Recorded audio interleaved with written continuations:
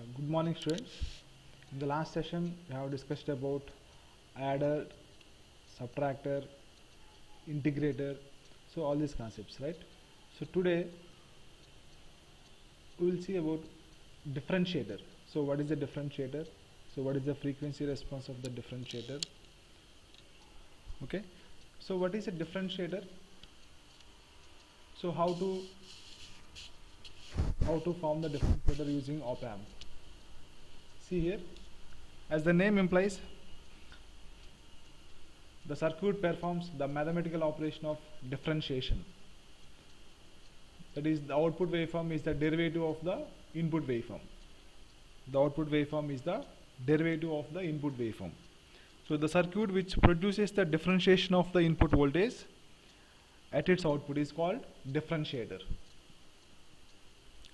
So the circuit which produces the differentiation of the input voltage at its output is called a differentiator. So differentiator circuit performs the mathematical operations of the differentiation. So the output waveform is the derivative of the input waveform. Clear? So the differentiator may be constructed from a basic inverting amplifier. So here, if input resistor R1 is replaced by a capacitor C1. So see the circuit of differentiator.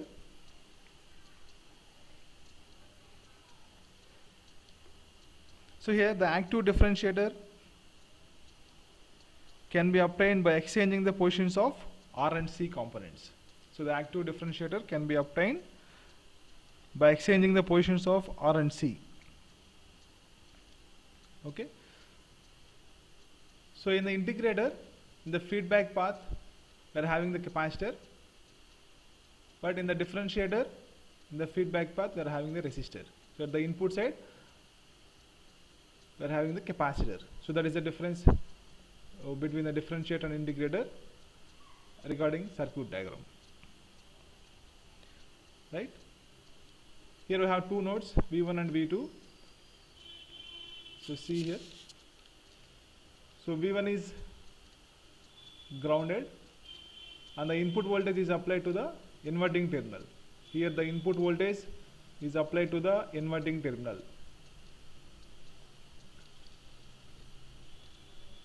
So if you write the equations for both input and output sides, so here I1 equal to, see here I1 is flowing through capacitor C1 and IF is flowing through the capacitor RF. Right? So then what is the equation for I1? So I1 equal to C1 d of V in minus VA by dt. This we can write I1 equal to C1 d of V in minus VA by dt. This, it becomes C1 d V in by dt. Here VA equal to 0. VA means here V2 equal to 0. V1 equal to 0. So due to virtual ground concept, V2 also 0. So that's why our V2 equal to VA, right? So here we can write VA or V2. So I1 becomes C1 dV in by dt. That is from the input side. So from the output side, we can write I equal to VA minus V0 by RF, or IF equal to, see here, so if you consider the feedback current, so that is IF equal to VA minus V0 by RF, or I equal to VA minus V0 by RF. Here VA equal to 0 or V2 equal to 0, then we can write I equal to minus V0 by RF. It is from the output side, right? So from the input side we have I1, from the output side we have IF.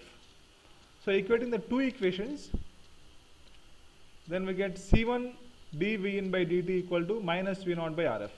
So equating these two equations, then it becomes C1 dV in by dt equal to V0 by RF.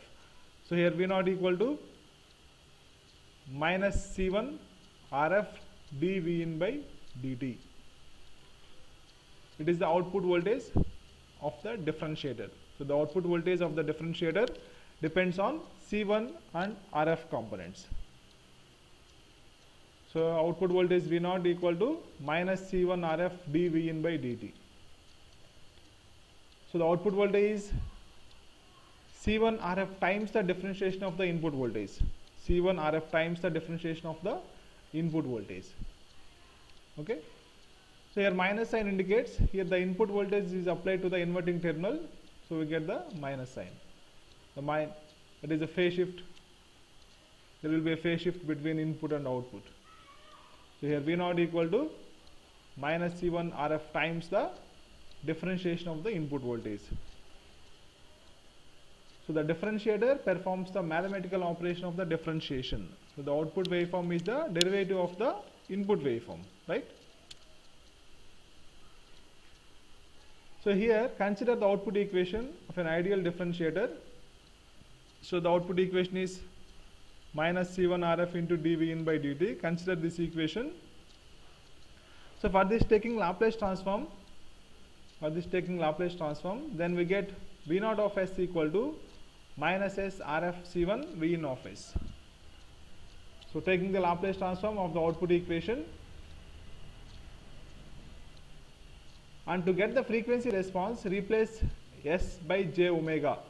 To get the frequency response, here replace S by j omega. So V naught of j omega equal to, so put S equal to j omega, then we get V naught of j omega equal to minus j omega RF C1 V in of j omega. So to get the frequency response, replace S by j omega. Hence the gain of the differentiator is, here the gain of the differentiator is V naught of j omega by V in of j omega. This we can write minus j omega RF C1. So the gain is the ratio of output to the input. So V naught of j omega by V in of j omega equal to minus j omega RF C1. So to get the frequency response, obtain the magnitude of the gain. So it is A equal to mod of V naught of j omega by V in of j omega equal to mod of minus j omega RF C1. So here A equal to omega RF C1. So it becomes 2 pi f RF C1. So at very low frequency, so such as DC, so DC signal, right? So for the DC signal f equal to 0. At very low frequency the gain is 0, whereas in the integrator at very low frequency the gain is maximum, but in the differentiator at very low frequency the gain is 0. If the frequency increases, the gain also increases. But in the integrator, if frequency increases, the gain decreases. But here, if frequency increases, the gain also increases. Okay. So from this, if you write A equal to F by Fa, where Fa equal to 1 by 2 pi RF C1. So here Fa equal to 1 by 2 pi RF C1. So if you see the practical differentiator, so from the input side, you can write I equal to V in minus Va by Z1, that is equal to V in by Z1, where Z1 equal to R1 in series with C1. In the practical differentiator, at the input side, R1 is in series with C1. But in the ideal differentiator, we have only in the input side we have only C1. But in the practical differentiator, in the input side, we are having R1 in series with C1. Okay. From the input side, the input current is I equal to V in minus Va by Z1. Here Z1 is R1 in series with C1. So in Laplace domain, we can write Z1 equal to R1 plus 1 by SC1. If you take LCM, then it becomes 1 plus S R1 C1 by SC1. So here if you substitute Z1 in this I equation, then I equal to SC1 V in of S by 1 plus S R1 C1. and the current I1 is, or IF, that is equal to VA minus V0 by RF, that becomes minus V0 by RF. Here VA equal to 0, so then I1 equal to minus V0 by RF. So if we equate these two equations, and I2 equal to is, and I2 equation is CFD d of VA minus V0 by dt, that is equal to minus CFD V0 by dt, right? So here VA equal to 0, so we can write I2 equal to minus CF d V0 by dt. So if you apply KCL at node A, then I equal to I1 plus I2. So substitute three equations. So in this I equal to I1 plus I2 equation, then we have I equal to SC1 V in of S by 1 plus S R1 C1, that is equal to minus V0 of S by RF minus SC1 into V0 of S. And SC1 V in of S by 1 plus S R1 C1, that is equal to minus V0 of S into 1 plus S RF CF by R1. So finally we get V0 of S equal to this equation. In this, if RF CF equal to R1 C1, if RF CF equal to R1 C1, then V0 of S equal to, it becomes minus S RF C1 V in of S by 1 plus S R1 C1 whole square. The time constant, here the time constant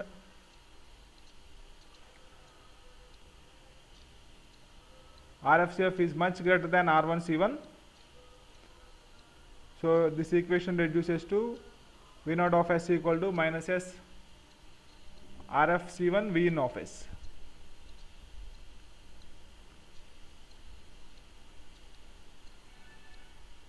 Then V0 of T equal to minus RF C1 dV in of T by dt. So we know S equal to d by dt. So the output voltage, here also the output voltage is RF C1 times the differentiation of the input voltage.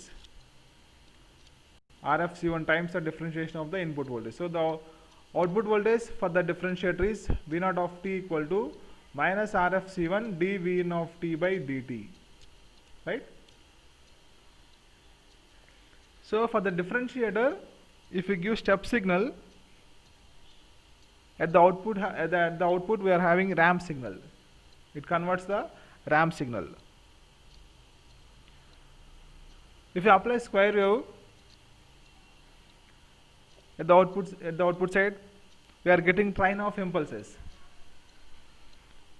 If you apply step signal, it becomes ramp signal. If you apply square wave for the differentiator, it becomes train of impulses. If you apply sine wave, it becomes negative cosine wave. Okay, for the in the differentiator circuit, if you apply sine wave, it becomes negative cosine wave. If you apply square wave, it becomes train of impulses. And if you apply step signal, it becomes ramp signal. Clear?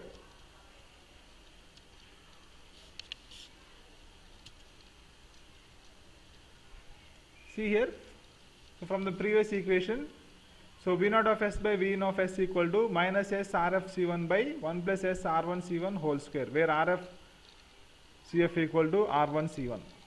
So RF C1 equal to RF CF equal to R1 C1.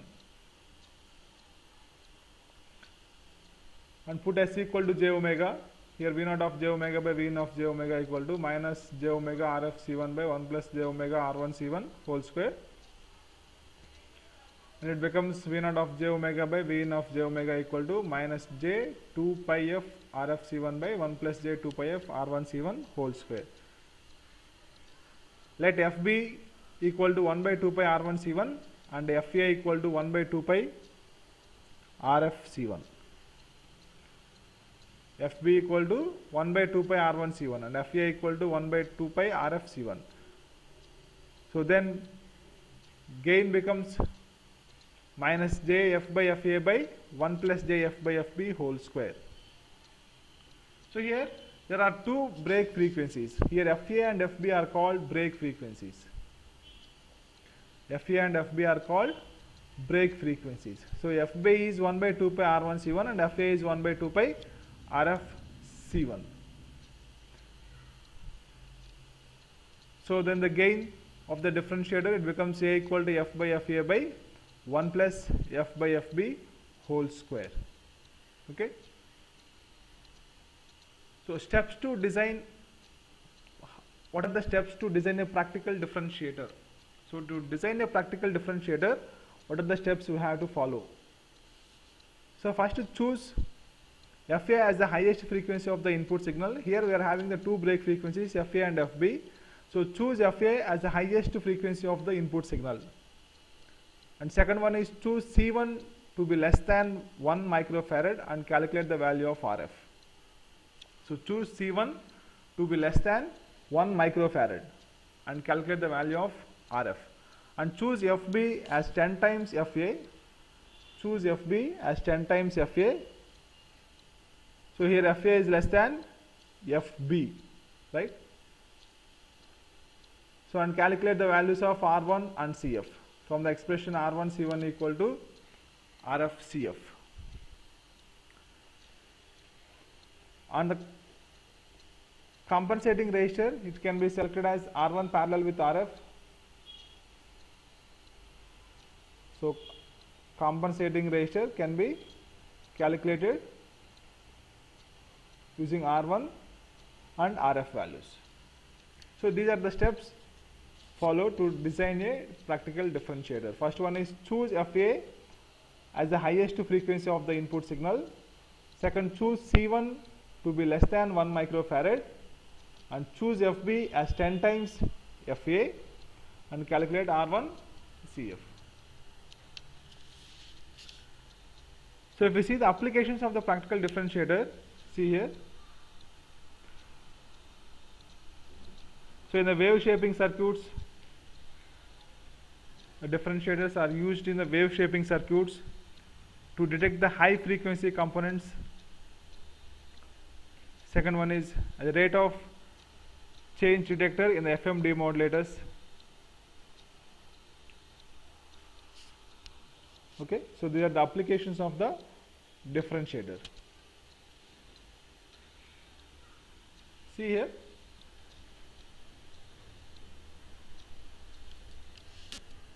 See here how to design a differentiator. We see how to design a differentiator.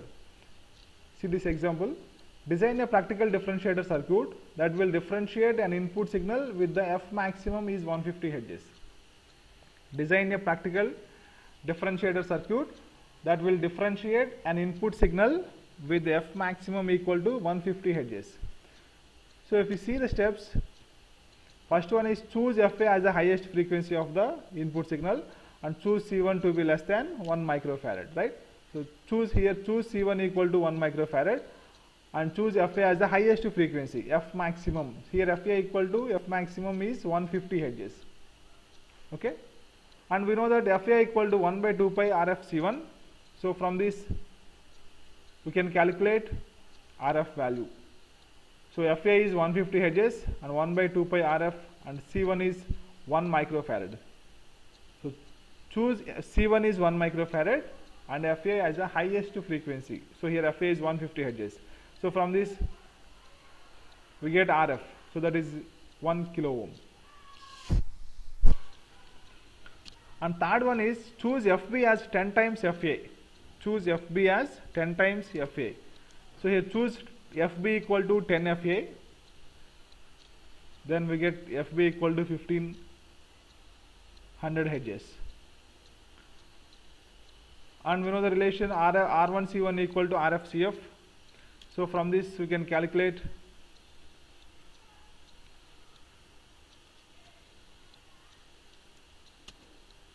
and we know FB equal to 1 by 2 pi R1 C1. So from this FB equation calculate R1 and we have the relation R1 C1 equal to RF CF. So if we substitute these values in this relation, this equation, then we get CF equal to 0.1 microfarads. Here choose C1 is 1 microfarad.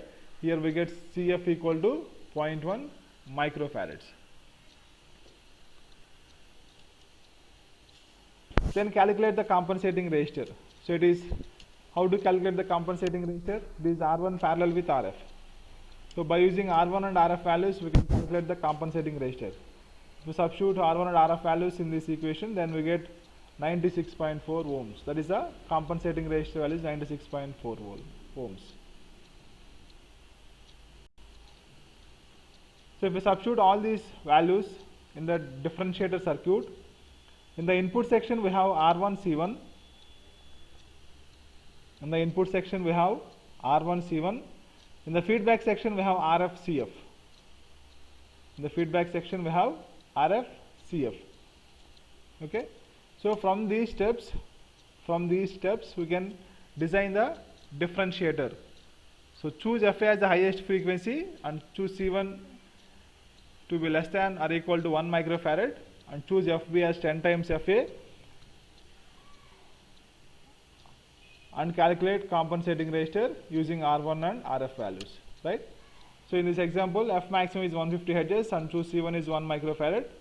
So and we know FA is 1 by 2 pi RF C1. So from this we can calculate RF, and here FB equal to 10 FA, and we know FB equal to 1 by 2 pi R1 C1. So from this equation we can calculate R1.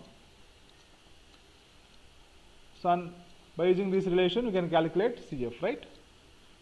So substitute all these values in the differentiator circuit. In the input side we are having R1 and C1, in the feedback section we are having RF CF. So it is the designing of the practical differentiator. Designing of the practical differentiator.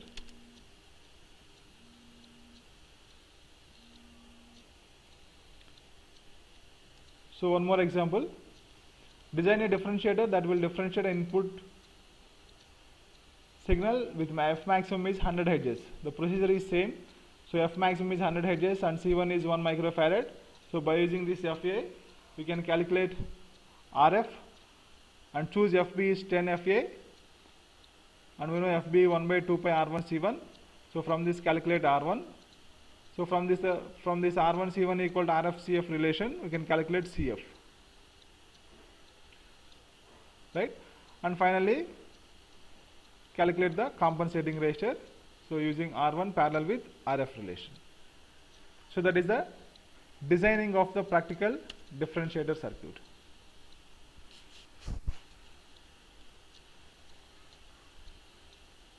So another example, see here, the circuit of an inverting summing amplifier is designed with R1 equal to RF is 1 kilo ohm and R2 equal to R1 and R3 equal to 2R2 and so on, Rn equal to 2 Rn minus 1. The input voltage V1, V2, V3, Vn can be 0 or 10 volts. For n equal to 4, what is the smallest output voltage if at least one input is non-zero? For n equal to 4, what is the maximum output voltage? Okay. So see the circuit diagram. It is an inverting summing amplifier. It is an inverting summing amplifier. So all the 4 inputs are applied to the inverting terminal. So this circuit is inverting summing amplifier. Here R1 and RF are both are same. That is equal to 1 kilo ohm, and R2 equal to R1, R3 equal to 2R2, and Rn equal to 2 Rn minus 1, and so on, right? For n equal to 4, what is the smallest output voltage? If at least one input is non-zero, for n equal to 4, what is the maximum output voltage? See here R2 equal to 2R1. We know that R1 1 kilo ohm and n equal to 4. So from this we can write R2 equal to 2R1, that is equal to 2 kilo ohm, and R3 equal to 2R2, that is 4 kilo ohms, and R4 equal to 2R3, so that is 8 kilo ohms. Here the output is V0 equal to minus RF by R1 minus RF by R into V1 plus V2 plus V3 plus V4 and so on. So in this circuit we have 4 inputs. So the output voltage V0 equal to minus RF into V1 by R1 plus V2 by R2 plus V3 by R3 plus V4 by R4. In the first case, at least one non-zero input. In the first case, at least one non-zero input. So here V1 equal to 10 volts. Remaining inputs are 0. V2, V3, V4 equal to 0. Here at least one non-zero input, that is V1 is 10 volts. The remaining inputs are V2, V3, V4 equal to 0. And V0 equal to minus 1. If you substitute these values in the output voltage expression, then V0 becomes, so minus 1 kilo ohm 10 by 1 plus 0, that becomes minus 10 volts. That is the smallest output voltage. In the second case, for n equal to 4, what is the maximum output voltage? What is the maximum output voltage? So here all the inputs are maximum. So all the inputs are equal to 10 volts.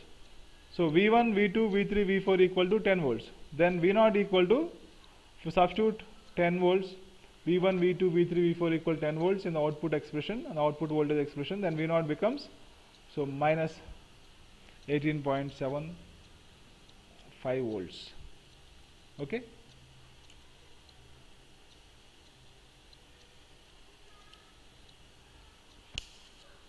Okay.